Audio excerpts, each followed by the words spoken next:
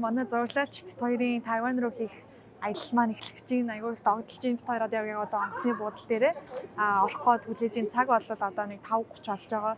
Тэгээд бит хоёр онгоцны буудал дээрээ 4 гэж ирээд тийшээ өгөөд тэгээд хүлээж явах зураа жоохон өсөөд сэндвич юм уу мэдчихэд байж гин. Тэгээд ер нь бол анх удаа ийм нөгөө шөнийн цагаар онгоцны буудал дээр ирээд юм авж байгаа болохоор айгүй догтлоо. Тэгээ бараг ер нь бол унтаагүй. Тэгээд өөрөөр ирсэн.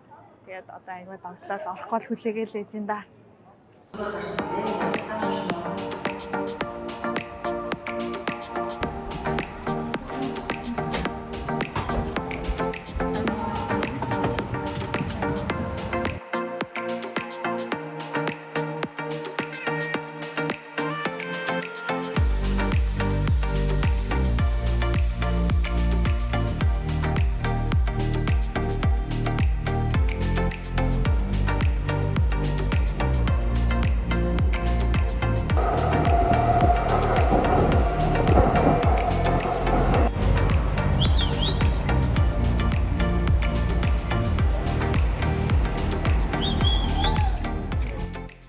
За Тайванд ирсэн хамгийн эхний өдрөө бит хоёр баншаараа алдчихтай болохоор баншийг нийдэх гээд тэгээ баншны хамгийн одоо алдчихтай гэж болохоор ресторанд ирсэн байна.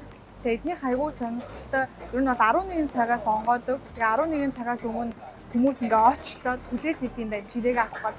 Тэгээ 11 цагаас ороод ирснүүд нь ер нь ширээндээ суучна. 11 цагаас хойш ширээгээ одоо ширээндээ сууж амжааг бол ингээ ууртаа очир дараа л үүсчихлээ. Бит хоёр ашгүй ирсэн ш таарсан болохоор ерөнхийдөө ширээнд бол сууж идэж чадах юм шиг байна. Тэгээд энэ 4 давхар ресторан юм байна. Тэгээд 4 давхар 11-ээс өмнө 4 давхар дөрүүлээ ер нь бол дүүрчдэг гэж. Тэгэхээр аюу алдчихтай. Тэгээд ер нь бол өөр улсуудад ч гэсэндээ гадаадд 170 гаруй ер нь бол өөр салбартай гэж юм. Тэгээд бүр бараг 1958 оноос бараг ер нь түүхэн ихсэн тийм аюу алдчихтай удаж байгаа ресторан юм байна. Тэгээд одоо нөгөө аль ч улсын аль салбартаа нөгөө нэг амтан чанар нь үйлчлэгээ нь яг адилхан явагдаж идэг гэдэг утгаар айгүй алдчихтай. Тэгээ 1993 онд болоод нөгөө нэг New York Times-аас эднийхийг Din Tai Fung-гийн газрыг одоо хамгийн алдчихтай 10 рестораны нэгээр нэрлсэн байна. Тэгээд эднийх айгүй ингээд нэр хүндтэй бас болж ирээд тэгээ ер нь ингээд айгүй одоо жуулчт муулчт ирсэн ч гэсэн Din Tai Fung гэдэг энэ баншны газраар бол заавал ороод гардаг ийм газар юм байна. Тэгээ одоо орж банш идэх чад айгүй догдолж байна. Хоолны газрынхаа дөнгөж үүдээр нь орохоор ингээд тогооч нар нь шилэн хаалтны цаана энэ бууз баншаа бэлтгэж байгаа нь ер нь харагддаг. Тэгээ ер нь хоол идэхээр ирсэн хүмүүс маань энд зогсоод одоо өөрсдийнхөө захиалж идэх байгаа хоол нь хэрхэн хийгдэж чинь хэрхэн одоо бэлтгэгдэж байгаа тэр үйл явцыг нь бол харах боломжтой. Ер нь дэлхийн олон улсад салбартай энэ газар нь маш нарийн технологийн дагуу хоолоо бэлтгэдэг гэдгээр ер нь алдартай юм байлээ. Хоолны эрчлээ яастай айгүй гоё харж байна. Бас монголчууд болохоор хоньны махтай захиалсан тохой тэгээд баншнууд нь ингээд дөрөв төрлөөр ирсэн. Энэ амар хөөрхөн санагдлаа. Энэ нөгөө нэг юу гинэ Din Tai Fung гэдэг нөгөө рестораныхаа Din гэдэг хамзын нэмжээний хөөрхөн ингээд зурсан байт юм байна энэ баншны дээр.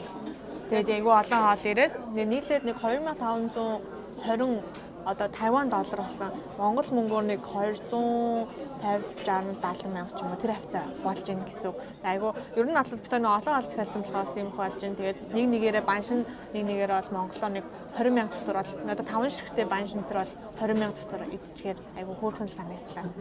Одоо яг нэрийнх нь энэ банш Shaolong Bao-ыг идэж үзэх чинь ерөнхийдөө бол эн чин 5 айгу яг нэг стандартаар хийдэг гэсэн. Тэгээд эхлээд шүлээс ороод гэн.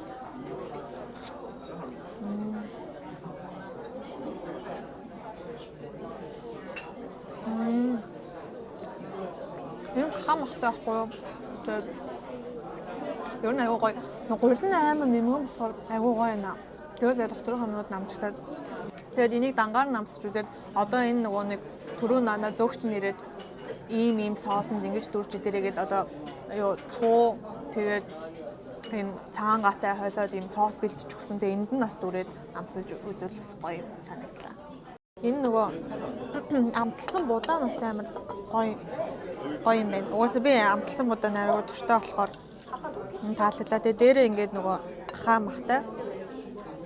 Тэгээд тэр нь гоё санагдлаа. Би бараг хэдтгэж нэмжин дөө зөндөө идчихсэн. Тэгээд хоёртой ер нь айгүй их хоол захиалжжээ. Өсөөл хүн ер нь өсгөрөө гэхдээ өсгөрөө ер нь хоол захиалахаар аим их хоол захиалж тэгээд барахгүй. Тэгэхээр хитрхийг өсөж ингээд үнэтэй ресторанд орох юм буруу байхгүй. Тэст хүмүүс амар очрлоо. Яг үнэхээр үнэн байд юм байна. Ер нь өдөр тийшээ энэ баг очр нь 2 цаг хүртэл очр байдаг гэсэн нэрнгэсэл хүмүүстэй амар очрлоо байд юм байна. Энд ингээд хүлээхгүйгээр ирж ирээд идсэн бас болсон санагдлаа. Ер нь бас ийшээ зорж ирэх хүмүүс байвал ирж ирээд юугаа аваад идчихвэл зүгээр л юм байна. Хүмүүс бас нэлээд очилсан л харагдаж байна. Хар алуун цаатай. За бит хоёр яг одоо айгүй их удаан алхацсан. Тэгээд айгүй халуун зөндөө алхацсан. Тэгээд ерөнхийдөө энэ Тайванд ч бас массаж, хөлийн массаж, бүтэн биеийн массаж барай айгүй алдартай болохоор энэ Sin Spa гэдэг. Яг Тайванаар бол Sin Spa, монголоор болохоор гэсэн утгатай ойн спа гэж нэрлэж болохоор ийм газар ирсэн байна. Тэгээд ерөнхийдөө бол энэ хав маань өөрөө айгүй тийм одоо завгүй бизнесийн дүүргүүдийн нэг болохоор ингээд энэ хавь спа айгүй ихтэй байд юм байна. Тэгээ хүмүүс ингээд массажинд ороо те ажлынхаа дундуур ч юм уу ажиллаа тараад бас барай хийлгүүлээд алчаалаа тайлах боломжтой. Тэгэхээр энэ спанууд ер нь бол айгүй олон харагдаж байна. Тэгээ эднийх болохоор одоо үйл ажиллагаагаа эхлээд нэг 13 дахь жилдээ явж байгаа. Тайпей хоттой бол 5 салбартай гэж юм. Тэгээд ерөнхийдөө бас нэг зорилго нь бол тэ нөгөө одоо хүмүүсийн илүү бүтээмжийг те үр өгөөжтэй, үр бүтээмжтэй ажиллах тэр юуг нэмэгдүүлэхийн тулд ийм одоо барайг одоо илүү тийм алдартай болгож те барайг илүү хүмүүс хүргэх юм зорилготойгоор бас ажилладаг.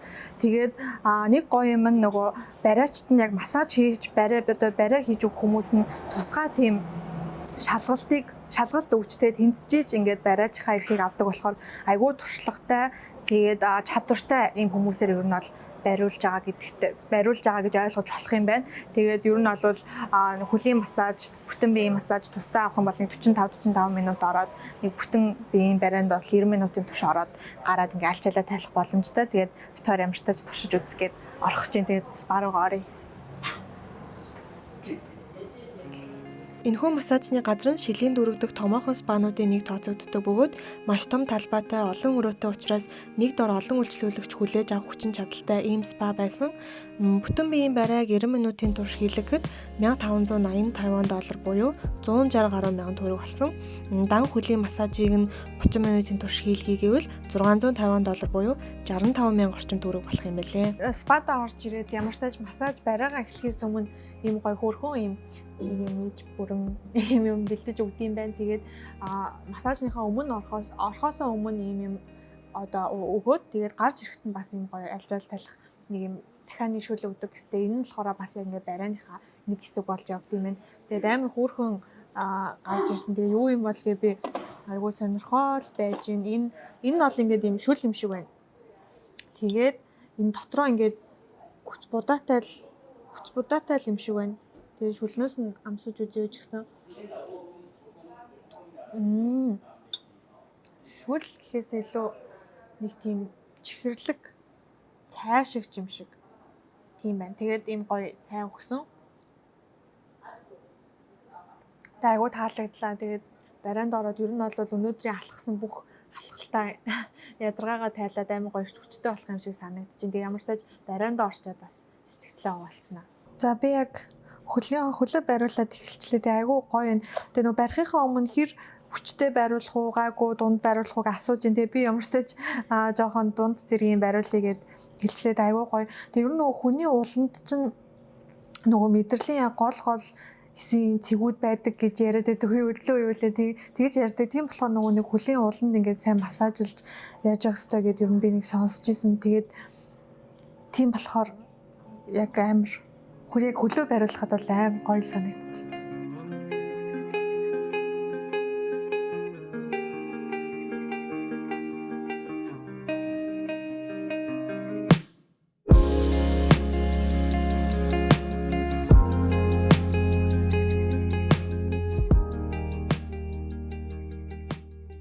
За би сая бүтэн биеийнхаа барайнд ороод гард ирлээ. Үнэхээр айгүй гоё ийм мэдрэмж өглөө ялцчихгүй ингээд бүх алжаал тайлхтаа. Тэгээ миний ер нь нилээн булчин бас ингээд чангарсан байсан юм шиг санагдлаа. Тэгээ тэдрийг маш гоё судлаж барьж өглөө тэгээд нөгөө массаж хийж дуусныхаа дараа иддэг энэ шүл тэгээд энэ цай жимсийг нь одоо идээд сууж ин тэгээд бүр массажын дундуура унтцсан байна нэг хэсэг тэгээд үнэхээр гоё ялцчгүйстэй гоё барьж өгөөд айл хамаг ингээд зөндөө алхацсан байсныг жилгүй ингээд ядаргаа тайлагтаад тэг яг массажиндаа орж гарч ирээд бүр тийм айгу ингээд тийм ирч хүчтэй тийм сэрэгсэн мэдрэмж авч чадлаа барианыхаа дараа үнэхээр гоё. Таванаас явхаасаа өмнө дахиад нэг заавал ер нь туршиж үзнэ энэ массажийг айгу гоё байлаа. Үнэхээр гоё байлаа.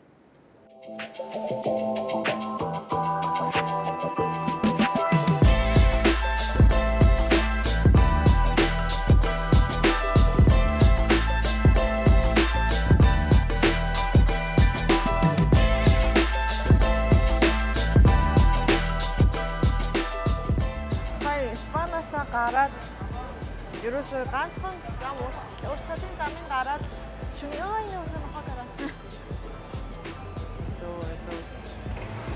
урталын замыг гараад шүнийн зах нь байсан. Тэгээд угаасаа нөгөө Тайванд чинь шүнийн зах айгу яг одоо нөгөө бараг соёлон болсон гэх юм уу.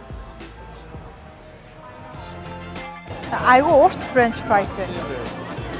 Авч идэх юм уу? Хоёлоо уваач. Ингээ багцаараа юм уу тий? Тий, багцаараа. Би сая. Би гол ганцаараа багц. Хоёлоо аваад. За. Сүгөө хаад. Цоос гэж. Мөнгө төгрөгөө мадалж байгаа юм шүү дээ. Яа. Оо.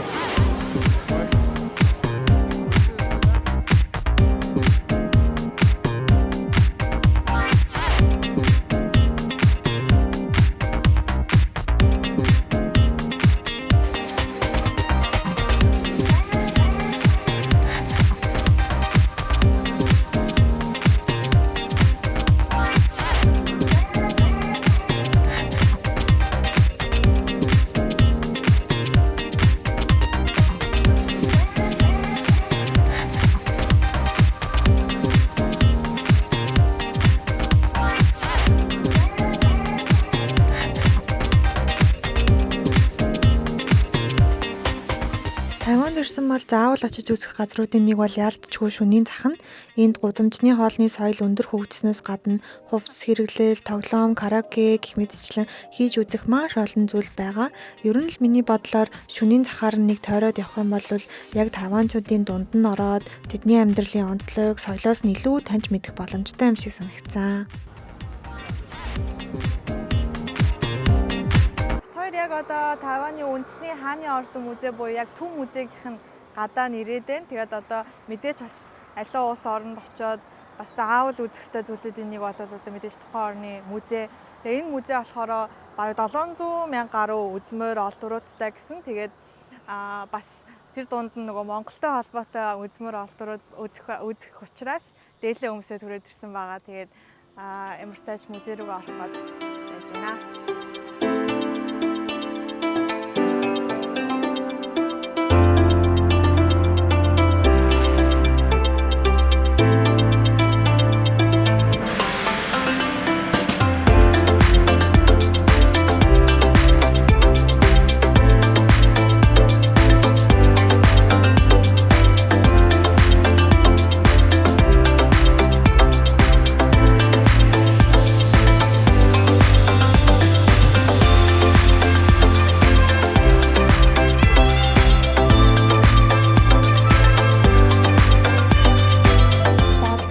Музей дотор ороод ирлээ. За тэгээд ерөнхийдөө бол айгүй олон танхимд хуваагдсан олон үзмрүүд байх шиг байна. Тэгээд ер нь яг энийг бүрэн үзэж дуусгаад 45-аас цаг гарan болд юм байна. Яг тайлбаргүйгээр үзэхэд. За миний хувьд болохоор англи тайлбартайгаар сонсох гээд ер нь явж байна. За тэгээд шаазан эдлүүд нөгөө хаш чулуун нөгөө одоо хятадуудын хувьд ч хаш чулуун айгуу тийм үнэтэй чулуун тооцогддог. Тэгээд тэр тийм чулуун одоо үзмрүүдийг болон хүрэл зэвсгийн үеийн үзмрүүд, за дээрээс нь чин гүрэнд хариалагдах тийм олдвор үзмрүүдийг гээд ер нь тиймэрхүү зүйл үзэн. За бас дижитал музей байгаа юм билээ. Дижитал музейнаас айгуу сонирхолтой санагдаж байна. Тэгээд ямар шуухан байх юм бол гээд айгуу хүлээлт өндөртэй. За тэгээд музейг үзцгээе. Одоо хамгийн ер нь музейний хамгийн алдартай одоо үзмрүүдийн нэг нь ийм ногоон хаш чулуун ийм байцаа байд юм байна. Тэгээ энэ айгүй сонирхолтой түүхтэй энэ болохоор яг ингээд сайн харах юм бол байцаан дээр нэм хоёр ийм шавж суудсан байгаа. Тэгээ тэр хоёр нь болохоор нөгөө айгүй сайн ингэж өндөг гаргадаг ийм шавж учраас өндгөлдөг учраас ерөнхийдөө нөгөө нэг үр хүүхэдтэй болох тэгээд яг ингээд сайн харах юм бол энэ цагаан доотлын цагаан хэсэгтээ нэг жоохон юм шар оруулахтай энэ нь болохоор одоо ингээд юм мөсцсөн юм шиг одоо тийм дүр зургийг илэрхийлж байгаа. Тэгээ энэ нь болохоор нөгөө мөсцсөн юм шиг харагдана гэдэг нь тухайн одоо ногоог илүү ингээд үржил шимтэй гоё амттай юм бүрэнгүүс боловсрсан байхыг бэлэгддэг учраас бас ингээд нөгөө ариун онгон байдал тэгээд одоо үр хүүхэдтэй болох тиймэрхүү зүйлийг ер нь бэлэгддэг гэж юм. Тэг ингээд хилээ солиод энэ өстой гоё юм байна. Энэ ингээд юм зүгээр юм уран зураг шиг юу хэрнээ. Ингээд дээр нь дарангуут нөгөө нэг одоо ингээд харилцан гоё нөгөө өөрийн оролцоотойгоор үзэх боломжтой хийж өгсөн байна амар гоё. Тэгээд ингээд хилээ солиод өөрийнхөө хил дээр тааруулаад мэдээлэл аваад тэг ингээд яг харахад бол зүгээр л юм зураг шиг. Тэгээд үзмэр дээрээ дараал мэдээлэл авчиж болох юм байна. Ингээд энэ өстой таалагдлаа. Айгуу сонирхолтой. Ер нь энийг ингэж үзэхээр бүр өөрийн оролцоог нэмэгдүүлээд илүү сонирхолтой гоё үзэж чадхаар санагдаж байна. Энэ бол өстой гоё юм байна. За би сая эндхийн нэг судлаачаас нь ерөнхийдөө жоохон тайлбар сонссон. Тэгээд ерөнхийдөө бол манай Чингис хааны болон Хубилай хааны их зургууд, их хөрөг зургууд нь бол 2 дугаар дайны дараа тэгэхээр 1949 оны үед бол ингээд орж ирсэн юм байна Тайван руу. Тэгээд тухайн үеийн буюу одоо Юан гүрний зураачдын одоо онцлог нь бол нөгөө одоо хаадын хүргийг зурхтаа арсны өнгийг бол нэг тийм онцлог зурдгүй байсан. Гэхдээ Чингис хааны болон энэ Хубилай хааны хүргийг зурхтаа одоо ингээ хацрын энэ жоохон ягаан туяаг ингэж бүр детальчилж гаргаж өгсөн нь бол энэ зургуудыг маш онцлог болгосон. Дараа нь нөгөө олсон хүмүүсийн хувьд ингээд нөгөө өмнөх тэр тухайн үеийн зураачдын зурж исэн зурагтай харьцуулаад үзэхэд ийм айгүй ингээ юм болгоныг наривчилж детальчилж харуулсан нь энэ зургуудыг маш онцлог болгож исэн гэд тэгж тайлбарлаж байна. За дээрэс нь одоо ингээд хаадын одоо хөрөг зурган дээр байгаа хувцлал дээл хувц энэ малгай өсний засал энэ тэрийг харах юм бол айгүй тийм нөгөө олон улсын бас хэв маягтай одоо олон улсын одоо олон бусад улс орны нөгөө элементүүдийг ингээд шингээсэн онцлог соёлыг шингээсэн нь бас илт харагдчихсэн гэж тайлбарлаж байна. За тэгээд энэ зургийн тухайд болох юм бол Хубилай хаан авд морцсон гэдэг нэртэй зураг юм байна. Тэгээд энд харагдаж байгаа хүн бол Хубилай хаан. Тэгээ Хубилай хааны хатан гэж явж байгаа ийм зураг байна. Тэгээд одоо нөгөө сур харваа морь гэд Монголын бас ийм Монголыг илтгэх, Монголын соёлыг илтгэх ийм элементүүд шингэсэн. Дээрэс нь нөгөө тухайн үеийн зураачид зурган дээрээ ерөөсөө ямар нэгэн хэдэн онд зурсан, хин зурсан, ямар одоо зураач зурсан гэдэг мэдээлэл бичдэггүй. Гэхдээ энэ зургийн хувьд болохоор энэ мэдээллийг энэ чинь бичсэн. Ингээд энэ зураг ганцаараа жоохон энэ зургийн хувьд ийм мэдээлэлээ бичиж өгсөн бас илүү онцлог байсан гэж байна. Энэ нэр одоо 1280 онд одоо яг одоогийн юугаар хөрвүүлж үзэх юм бол 1280 онд зурсан зураг гэдэг ийм мэдээлэл нь одоо бичигдсэн байгаа нь бас энэ зургийг илүү онцлог болгож өгч байгаа юм байна. Хоёр сая музейгээ үзэж дуусаад бэлэг дурсгалын дэлгүүрээр нь ороод Чингис хааныхаа нөгөө хуулбар хүргийг хараад мэдээлэл аваад танилцаад тэгээ ямар ч тач зориод ирсэн юм чин гэж бодоод бит хоёр нэг өөрсөндөө Чингис хааныхаа хөргөөс авцсан. Тэгээ айгүй хөрхөн ингээд нөгөө авч явах болохоор зориултын юм савнд нь хийгээд өгд юм байна. Тэгээд нэгэн л зориод ирсэн юм чин гээд нэг авцсан. Тэгээ гэртээ ямар ч тач тавина.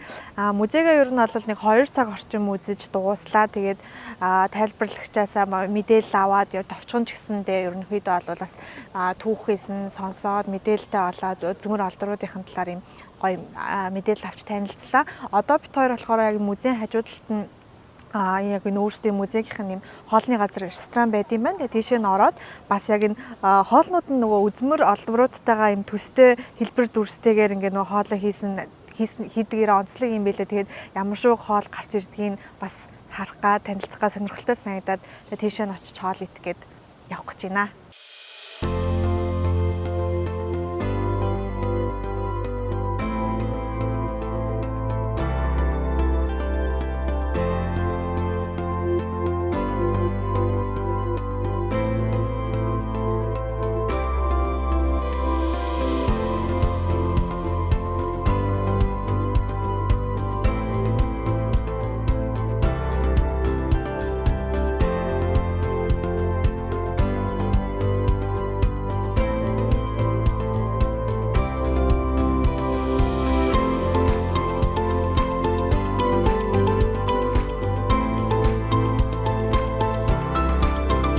За бид хоёр одоо яг музейнийхаа хажууд байрлалтай музейн яг өөрсдийнх нь ресторан руу орж ирээд хоол идэхээ сууж байна.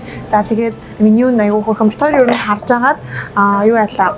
Саяны нөгөө нэг музейд үзсэн үзмрүүдтэйгээ ер нь төстэй ийм хоолнууд байгаахгүй айгүй хөрхөн. Тэгээ нөгөө яг тэр үзмрүүдтэйг адилхан гарч ирэхээр юм байна. Тэгээд харж байгаа түрүүн музейд үзсэн юмнуудтайгаа адилхан ганц хоёр хоол захиалаад дээрэс нь эднийхээс өөртөөс асууж агаад санал болгох хамгийн онцлог гэсэн ийм хоол гэдэг нэг 8 хоол захиалж үзлээ. Тэгээд одоо яг яаж гарч ирэхийг харах гад айгүй догтлоо сууж байна. За энэ бит хоёрын захиалсан нөгөө юу байхгүй байцаа байхгүй нэг нөө музейдээ ч гэсэн харж ирсэн. Тэгэд энэ нь болохоор юу юм байна юм доороо ингээд соостой тэгээ байцаан дотроо ингээд сам хорхоотой тэгээд зүсээд соосондоо ингээд дүрээд идчихлэх юм байна. Тэгээд за ингээд байцаагаа ер нь бол зүсчээд тэгээд энэ соосондоо ингээд дүрээд холж идчихлэх юм. Энэ соос нь болохоор хисааны соос байсан. Хисааны энэ байцаагаа болохоор ингээд нэг юм дахианы шүлэнд ингээд чанж болгосон. Тэгээд түрнийхэн соостой. Тэгээ байцааныхаа дээр болохоор энэ жижигхэн сам орхоотой байсан.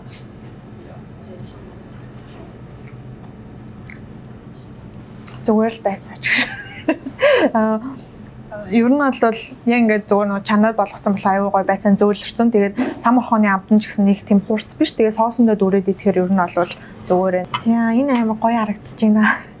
Энэ болохоор бас яг музейд харсан ийм хэлбэртэй харж чулуун үзмэр байсан байхгүй. Тэгээд тэрийгэ тайлбарлахдаа угаасаа гахаа мах шиг харагдаж байгаа. Тэгээд ингээд нөгөө нарийн хийцэн ч гэсэн яг гахаа мах шиг тайлбарлаж надад гайд маань тайлбарлаж өгч ийсэн. Тэгээд яг тэр нь одоо музейд харж исэн юм маань одоо үзмэр маань одоо яг хоолны хэлбэрээр надад дээр ирсэн. Тэгээд энийг юу ч гэсэн амсаж үзье. Энэ болохоор гахаан махыг бараг 4 цагийн турш чансан гэсэн баха. Тэгээд хажуугаар нэм навч шиг юмар ороогоод тэгээд идэх юм байна. Амсаж үзье.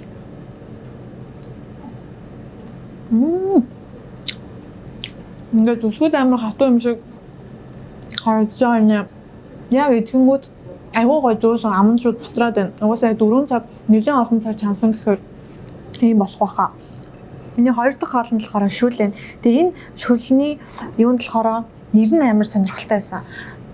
Ингээд энэ шүлний ер нь болохоор ингээд буддаа хан дээгүүр одоо давж харна гэдэг нэртэй яг одоо үргэлжлээд орчуулах юм бол тэгээ яагаад тийш нэрлсэн гэхээр нөө шүлний үнэрийг авахаар бүр буддаа хүртэлтэй ингээд юу юм бол гэд хан дээгүүр ингээд давж харахаар сонирхол татам тийм амар гоё үнэртэй гэдэг утгаар энэ хоолыг хийсэн юм байна л да. Тэгээ энэ болохоор ингээд дахианы шүлтэй. Тэгээ дотроо юу байна? Янз бүрийн ногоотой дахианы махан орсон байна. Дээрээс нь энэ юм хясаа шиг яг монголоор юу гэж хэлдэг сайн мэдэхгүй байна. Тэгээ мөөхтэй юм олон төрлийн ногоотой юм байна. Тэгээд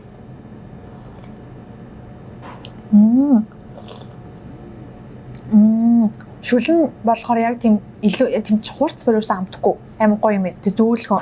Тэг яг нөгөө дахианы шүлнийх нь амт нь бас амтагдаад тэгээ нэг тийм жоохон далайн гаралтай бүтээгдэхүүний амтаас холилдоод ер нь бол тийм идэж болмоор янз бүрийн хурц юмгүй надад бол амар гоё тохирсон гоё шүл санагдчихээн. Энэ менюн дээр ингэж тайлбарсан байсан нөгөө нэг эртний ингээд хятад юун дээр эртний хятад хиллэг байдаг гинэ. Хэрвээ дахиа байхгүй бол тэр хоол бишээ гэдэг.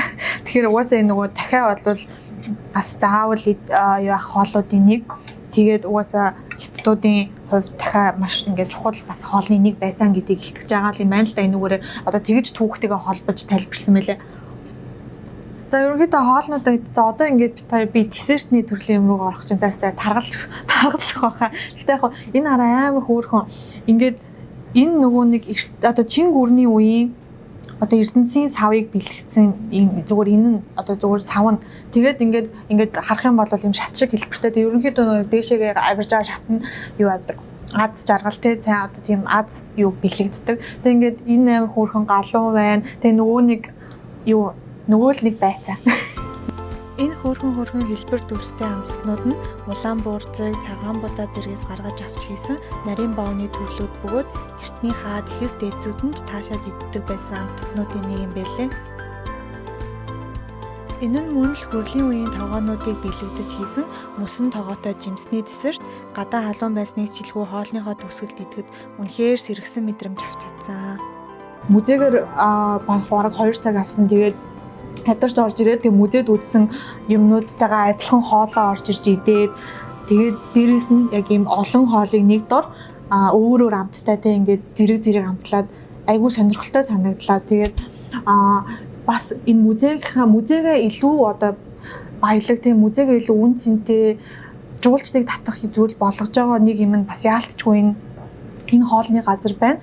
Яагаад тэгэхээр музейнийхээ яг одоо хүмүүс музейгээ үзэж дуусаад энэ рүүгээ орж ирээд нөгөө музейд үзсэн зүйлээ эргээд харах боломжтойгоор ингээд хоолоо идээд тэгээд дээрэс нь энэ нөгөө нэг меню дээрээ хүртэл энэ хоол нь яаж түүхтэйгээ холбогдож байгаа юм бэ?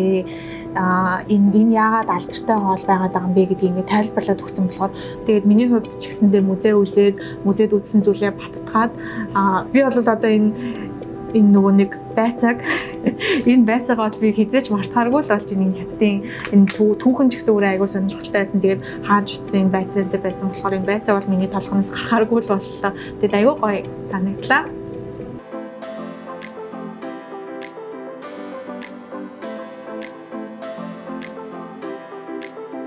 За бид хоёр одоо маш сонирхолтой газар ирсэн байна. Энэ нь болохоор Чуншуйтан гэдэг нэртэй.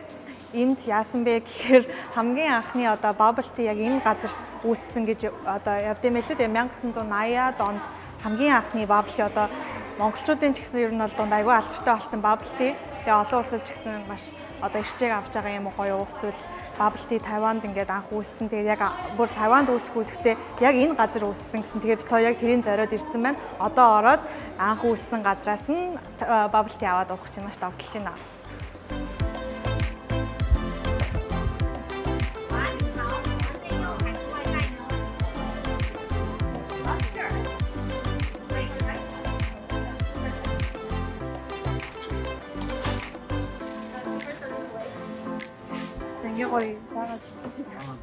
За энэ юу юм бэ? Сайн нөгөө орж ирэхэд чиглүүлж өгөөд тэгээд нэг юм бүгэлдэг меню өгөөд ширээнд нь суулгачд юм байна. Гэхдээ эндээсээ би одоо ингэж сууж харж байгаад хүссэн юм а бүгэлчөө тэгээд дахиад энэ сая наан касс байсан байхгүй. Тэр кассан дээр очиод энэ бүгэлсэн юм а яхах юм байна л да. Захиалга баталгаажуулаад мөнгөө төлөө тавих юм байна. За амартай ч энэ айгүй их юм харагдаж байна. Харж байгаад хамгийн сонирхолтой гэсний захиалъя да.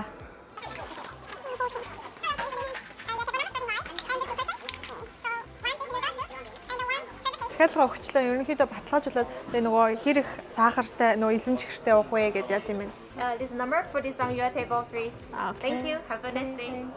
За ингээд одоо ширээн дээрээ тавиад тэгээ дараа захиалгыг нөх юм байна л та. 1980-ад онд Тайванд үүссэн энэхүү цайн олон төрлийн жимс орцоор баяжуулагцаар өнөөдөр маш олон улсын хэрэглэгчид өдөр тутамдаа уудаг ийм уух зүйл болтлоо хөгжсөн байна. Bubble tea бол анх энэ Чуншуйтан гэдэг энэ цайны газрын ажилтан нь бол яг анх сэдэж олсон гэдэг.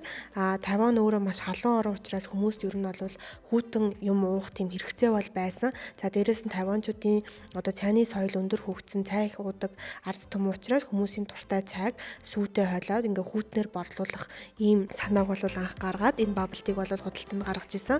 За тэгээд үүн дээрээ бол одоо бидний энэ boba гэж нэрлэж байгаа нэг төрлийн цардуулаас гаргаж авсан энэ бөмбөлгийг нэмээд ингээд bubble tea бол гарч исэн байна. Хамгийн анхны энэ bubble tea-ний орц нь ерөөсөө л хар цайн дээр сүү тэгээд энэ boba гэдэг бөмбөлгөө нэмээд ийм энгийн орцтойгоор гарч исэн. Тэгээд үүнээс цаашаа бол маш олон төрлийн орцтой болж хөгжсөн байна. За манай bubble tea шүү. За төрийн ер нь захиалсан юмнууд ирчлээ. Нөгөө жоохон өсөөдсөн болохоор яг хоол идмэр санагдаад хоол бол идсэн. Тэгээ хажуугаар нь ямартаж bubble tea-гээ уун. Тэгээ хамгийн түрүүнд ер нь бол шууд bubble tea-гээ ууя гэж л бодож байна. Ямар ч юмгүй зүгээр яг original тийм илүү дутуу юмгүй bubble tea-г тоор авсан байгаа. Тэгээ угаасаа халуун болохоор өстэй авсан.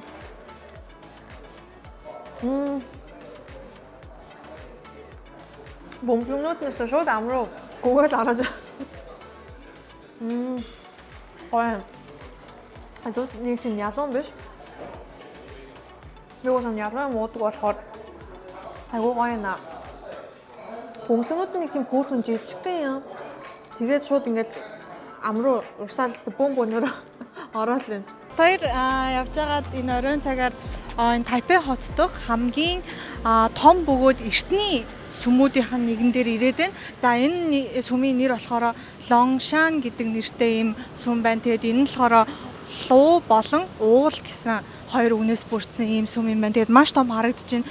Энэ сүмийн талбай нь нийт талбай нь бол 6100 гаруй метр квадрат талбайтай гэсэн. Тэгэхээр нэлээд том ийм сүм байна. Тэгээд гаднаасаа үнэхээр үзэсгэлэнтэй харагдаж байна. Бид хоёр орой ирсэн ч гэсэн ингээд гэрэл тусаад маш үзэсгэлэнтэй. Тэгээ хүмүүс ер нь ажиллаад харсан ч гэсэндээ ирээд залбирлаа үлдээд ингээ ороод гардаг. Жуулчид ч гэсэн ер нь бол орж гарч байгаа харагдаж байна. Тэгээд энэ ч маш гоё юм. Яг төв хаалгаар нь ороод энэ баруун талдаа маш гоё юм хиймэл хүрхрээ гэх үнийг хүрхрээтэй уус ингээд урсж байна. За тэгээд нөгөө Тайванчуудын нийт ард түмний дийлэнх ард түмний шүтдэг даоизм гэж шашных нь нэг бурхад болох алдартай бурхнууд нь энэ цөмөн дотроо ингээд тус тусдаа өөр ингэсэн танхим гэхүү танхимтай тэгээд дотроос энэ сүмэн дотроо бол маш олон хэсгээс бүрдэж байгаа. Тэгээд хүмүүс ингээд ажиллаад харсан ч гэсэн ирээд залбирал үлддэг. Энэ нөгөө ингээд ингэж жагаад энэ чинээс зөвшөөрөл авмаар байгаа юм аа эсвэл ингээд бүтэмжтэй юу гэдэг хүсэж жагаад ингээд залбиралтай газар хайд юм байна. Тэгээд ингэж буух юм бол зөвшөөрсөн гэсэн үг гэдэг.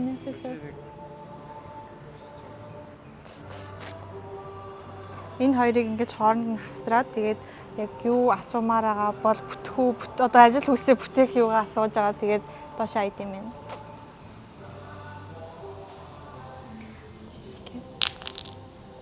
За ингээд нэг тал нь нэм доошоо нэг тал нь доошоо бууцсан болохоор ер нь бол миний сайн асуусан бүтнэ гэсэн үг. За баярлалаа. Амжилттай явж миний ажил бүтэх юм байна. Тайваны эрүүл мэндийн яамных нь харьяа эмнэлэгдээр ирсэн байна. За тэгээд энэ болохоор улсын эмнэлэг гэсэн үг. Тэгээд нэгэнд Тайванд ирээд Тайван угаасаа эрүүл мэндийн чиглэлээр бас тодорхой хэмжээнд дээгүүр бичигддэг улс орнуудын нэг эрүүл мэндийн аялал жуулчлалыг ч гэсэн хөгжүүлж байгаа улсын хувьд нэгэнд ирсэн юм чинь бас эрүүл мэндийн байгууллагаар нь ороод үйлчлэг нь ямар байдгийг хэр ойлгомжтой ингээд тэмхүү зүйлүүдийг танилцгаад ирсэн байна. Тэгээд ерөнхийдөө угаасаа миний хувьд яг зүгээр энэ эмнэлэг дээр ороод зүгээр ерөнхий үзлэг аваад эмчийн зөвлөгөө авахд ямар байдаг тэр процессыг яг өөрөө туршиж үзгээд явж гин. Тэгээд ямар ч тач эмнэлгээр ороод энэ эмнэлгийн тухай товч танилцуулах юм бол 1972 оноос эхлэн үйл ажиллагаа явуулж байгаа. Эмнэлгийн онцлог үйл ажиллагаанууд гэвэл өөрсдийн эмийн сандаа уламжлалт эм тангаа бэлтгэж хийдэм байлээ. Энэ нь 2000 гаруй жилийн өмнөөс уламжилж ирсэн ангаах ухааны нэг чиглэл учраас миний хувьд бас эндээс тан авсан байгаа. Мөн энэ эмийн сан нь өвчтний авах эмийн баркодыг уншуулж хаана байгааг хялбархан олох ухаалаг системийг шийдэж өгснөөр хүмүүст цаг алдалгүй түргэн шурхаа үйлчилдэг. Эмчилгээний тоног төхөөрөмжүүддээ сүүлийн үеийн дэвшилтэт технологиг ашиглаж байгаагийн нэг жишээ нь дүрс онцлогооны аппаратууд нь. Эдгээр төхөөрөмжийг зөвхөн англи, хятад гэлтгүй олон хэл дээр зааврыг нь солих боломжтой байдаг учраас гадаадын өвчтнүүдэд үйлчилгээ үзүүлэхэд хялбар байдаг. Сэргээн засах эмчилгээндээ ухаалаг робот ашиглаж байгаа нь таалагдсан. Тухайн хүний гэмтэл, бэртэл ямар төвшөнд байгааг мэдэрч түүнд нь таарсан дасгал хөдөлгөөнийг өвчтөнд сонирхолтой байдлаар хийлгэдэм байлээ. За би сая нөгөө үзлэгтээ орох гээд цагаа аваад хүлээж хоорондоо сая надад тусалж исэн эмэгтэй маань ийм нөгөө нэг үзлэгийн юу гэдэг багц шинжилгээнүүдийг танилцуулж байна. Тэг ер нь ийшээ энэ эмнэлэгт бас нөгөө монголчууд айгүй их ирж энэ багц шинжилгээнүүд нь хамрагддсан байна. Тэгээ бүр монголчууд ирдэг болохоор ингээ монгол хэлээр гаргацсан. Надад энэ стек таалагдлаа. Тэгээд ийм дөрвөн өөр төрлийн шинжилгээтэй ингээ харж агаад яг өөртөө хэрэгтэй байгаа шинжилгээнүүдийг өгөөд үнийн хувьд өөрөөр тэгээд өөрийнхөө биеийн онцлог яг юугаа илрүүл шинжилүүлмээр байгаагаад харж агаад энтэй танилцж агаад юм шинжилгээнд хамрагдах боломжтой байна. Гэхдээ миний хувьд бол өнөөдөр хамрагдахгүй ямар ч тааж танилцаад монгол хэл дээр бэлтгэсэн. Тэгээ монголчууд ирвэл энийг бас танилцуулдаг гэсэн. Тэгээ хэрвээ энэ шинжилгээгээр яг ирээд зориод Тайван руу ирэх гэж байгаа бол яг ямар виз тэ мэдүүлэх вэ? Юу шаардлагатай вэ гэдэг тэрийг хүртэл ингээ бэлдээд өгсөн байт юм. Тэгээд юунда монголчуудад танилцуулдаг. Эмчтэйгээ уулзаад өөрийнхөө хувьд ерөнхийдөө зөвлөгөөнүүдийг авсан. За энэ эмнэлэг нь бас гоо сайхны чиглэлээр үйл ажиллагаа явуулдаг. Энэ тасгаар нь ороод хөлийн тавхай зөв хэлбэртэй байна уу үгүй юу гэдгийг бас онцлуулах боломжтой байлээ. Энд харагдаж байгаа энэ төхөөрөмж дээр гიშгээд тавхайн бүтц ямар байгааг нь маш дэлгэрэнгүй харуулад өчтдөг. За тэгээд хэрвээ өөрчлөлт орсон байх юм бол энэ эмнэлгээс нь гаргадаг хэлбэр засах улавчийг нь мөн авч хэрэглэх боломжтой байлээ. Орчин үеийн эмчилгээг уламжлалтай хослуулдаг гэд хэлжсэнчлэн уламжлалт тасгаар нь бас орж танилцсан. Миний хувьд зүү тавиулаад хүзүүгээ дургуулахын өмнө нэлээд айжсэн ч гэсэн яг тавиулсны дараа л үнэхээр эрт хүчтэй болсон. За Тайваны эрүүл мэндийн яамны харьяа Тайпей хотод дох энэ эмнэлэгт нь ирээд ерөнхий үйлчлэгээ аваад эмчээс жоохон зөвлөгөө аваад тэгээ нэг өвчин намдаах юм ямартай ч аваад үзчихлээ. Тэгээд миний хувьд бол амар тэмцвэртэй шинжилгээ энэ төр олох гэж ирээгүй. Зүгээр ер нь нэгэнт Тайванд ирсэн эмнэлгээр нь ороод гарыг үйлчлэгээ нь яаж явагддгийг хэр цэвэрхэн цэцтэй ойлгомжтой байд ингээд ерөнхийдөө энэ эрүүл мэндийн үйлчлэгийг нь танилцлаа. Тэгээд яг хөө ингээд сая хүлээж явах хоорондоо энэ төр нөгөө хүлээлгийн өрөө мөрөнд нь суугаад ингээд коридорыг харахад бол айгүй тийм нэг нэмлэгт байгаа төгшөөртэй мэдрэмжгүй тийм айгүй тийм тухтай тийм тайван сайхан мэдрэмж аваад тэгээд маш цэвэрхэн юм байна. Тэгээд энэ ч нөгөө нэг юу ийм сайн дурын ажилтнууд айгүй их байд юм байна. Дөнгөж хаалгаар орж ирэнгүүт сайн дурын ажилтнууд нь ирээл гадаад хүн гэдгийг шууд мэдээл англиар яриад яаж туслах уу инкүү гэж чиглүүлээд өчтөд нь маш таалагдлаа.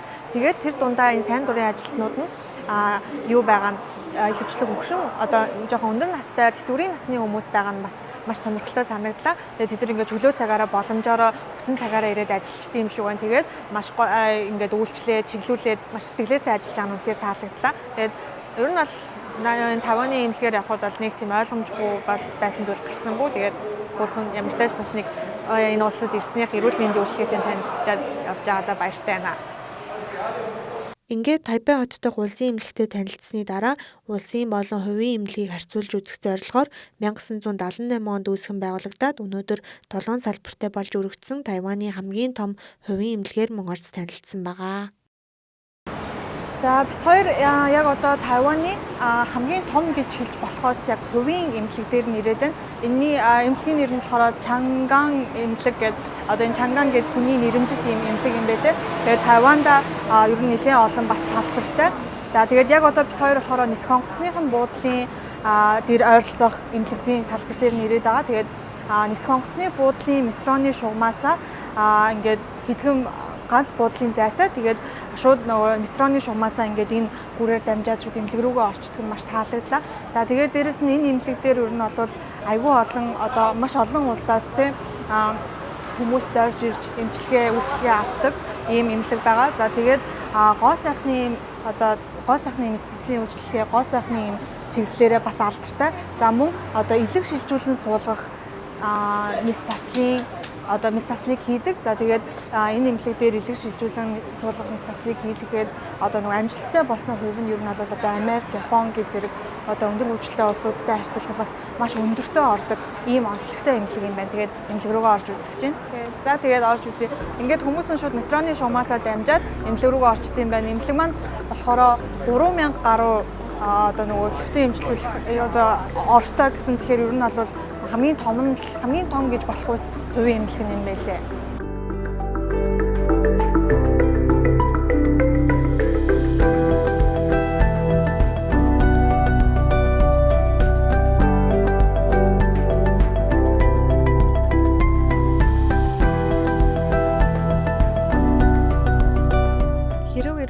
Аялал хийж энэ эмнэлгийг зорж ирэхээр бол мөн л эмчилгээний виз мэдүүлж ирнэ. За тэгээд онгоцны буудлаасаа метрогоор хэдхэн буудлын зайтай учраас таныг бараг буудлаас нь л тосоод аваад ер нь бүгдийг чиглүүлээд өгчих юм байлээ. За ирээд эмчтэйгээ уулзсан зөвлөгөөгөө авна. За ямар үйлчилгээ авахар болсон тэр дагуу ер нь шинжилгээгээ хийлгээд явах юм байлээ. Олон улсын үйлчлүүлэгчдийн хариуцсан хэсгийн ажилтнууд таныг ер нь эмнэлэгт байх хугацаанд бүрэн чиглүүлээд явах учраас санаа зовлтгүй. Таны байрлах өрөөнд ч аваад ч өгнө. Танаас зөвшөөрлийн хуудас бүглүүлнэ. Гарын үсэг зуруулаад шинжилгээ өгөхөөс өмнө юу хийх шаардлагатай вэ гэдгийг ер нь бүгдийг танилцуулчихна. За тэгээд ерөнхий шинжилгээний багцуудад ихэвчлэн багтдаг MRI, цусны шинжилгээ зэрэг нарийн үзлэг онцлогоонуудыг бүгдийг хийгээд явах юм байлээ.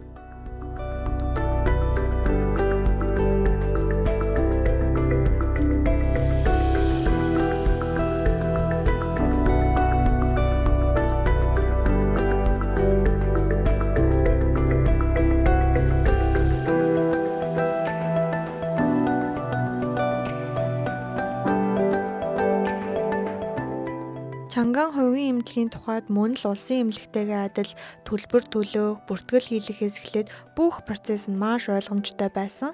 За тэгээд энэ нь Тайваны хамгийн анхны зүүн өмнөд Азтай хамгийн том портоо эмчилгээний төв юм бэлээ. Портоо эмчилгээний 4 өрөөтэй өдөрт дунджаар 70 гаруй хүн энд эмчилгээнд ордог. Сүүлийн үед ер нь хавдрыг үр дүнтэй эмчилгэхэд портоо эмчилгээг ихээр ашиглаж байгаа. Хавдрыг эмчилгэхдээ ойролцоох эрүүл эд эрхтний гэмтээ хэрсэл бага гэдэг учраас өндөр хөгжилтэй орнууд сүүлийн үед энэ эмчилгээг маш ихээр ашиглаж байгаа. Энд болохоор яг одоо нөгөө портоо эмчилгээнийх нь одоо нөгөө портоныг үйлдвэрлэж байгаа одоо туяа гаргаж байгаа яг цүм машин нь гэж хэлж болохоор ийм том одоо төхөөрөмж байна. Тэгээд энэ болохоор бараг 10 м өндөртэй. За тэгээд яг юуг нь болохоор Японд одоо загварыг гаргаад тэгээд яг Тайванда үйлдвэрлээд ингээд энэ одоо машинаараа эргүүлээд эмчил одоо нөгөө портоо эмчилгээгээ өвчтөн дээр хийд юм байна. Тэгэхээр өвчтнийг нөгөө одоо энэ тентээс нь одоо нөгөө цэцэргаар ингээд шарах тохиолдолд өвчтнөө хөдлөх шаардлагагүйгээр энэ төхөөрөмж маань өөрөө маш наривчлалтайгаар ингээд яг нөгөө өгсөн командын дагуу хөдлөх учраас өвчтөн хөдлөж одоо ямар нэгэн жижиг алдаа гаргахгүй улмаас одоо энэ төхөөрөмжийг хөдөлгснөөр маш наривчлалтайгаар одоо өвчтөн дээр нөгөө цэцрэг эмчилгээгээ, портоо эмчилгээгээ, протон буюу одоо энэ туяа эмчилгээгээ одоо үзүүлж байгаа гэсэн үг юм байна. За эмнэлгийн одоо нэг маш гоё таалагдсан юм нь хамгийн доод давхартай одоо юм дэлгүүртэй, бүр өсчөнтэй, банктай гэд маш олон зүйлийг доод давхартай багтаас нь үнэхээр сонирхолтой санагдаа. Угаасаа энэ эмнэлэг маань өөрөө маш том эмнэлэг байсан учраас ингэж шийдэж өгснөөрөө тий өвчтнүүд болон одоо хүмүүсийг одоо ар гэрийнхнийгаа ирэх гэж ирсэн хүмүүстэй хол явах шаардлагагүйгээр эмнэлэг дотроосоо доороосоо нэг зүйлийг одоо доороос ингээд бүх зүйлийг худалдаж авах боломжтойгоор шийдсэн маш таалагдлаа.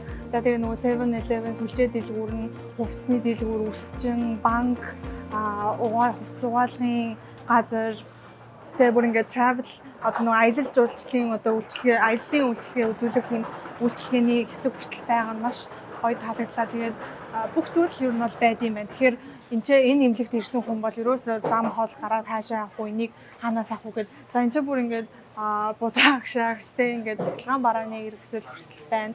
Тэгэхээр магадгүй бас эмчнэр нь энэ нөө хонож олон хоногоор ажиллах те ингээд яралтай хурал уулзсанд явах шаардлагатай байдаг бол доороосоо ингээд хувцас аваад ийм үйлчлэгээ авах боломжтой байд юм байна. Ингээд бид Тайваны улсын болон хувийн эмнэлгээр орж танилцлаа. Сүүлийн үед эрүүл мэндийн аялал буюу аялангаа биеэн уншлуулж эмчлүүлэх хандлага нэмэгдэж байна. Хэрвээ таач бас эрүүл мэндийн аялал сонирхож байгаа бол Тайваны эмнэлгүүдийг зорж үзэл маш боломжтой санагдлаа. За ингээд манай зурлаач бит хоёрын Тайван дахь 4 өдрийн аялал маань өндөрлөөд бит хоёр яг одоо Монгол руугаа буцах гээд байж байна.